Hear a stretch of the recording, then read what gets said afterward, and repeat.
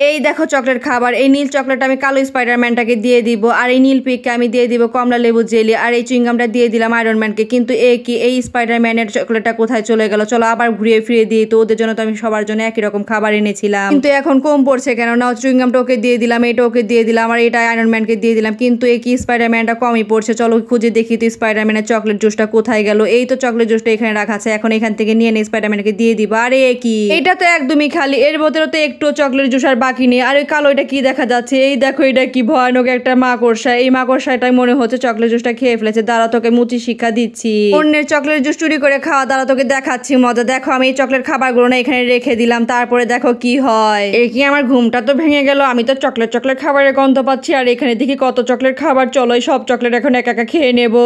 দাঁড়া মাকড়সা, তোকে চকলেট খাওয়াচ্ছি।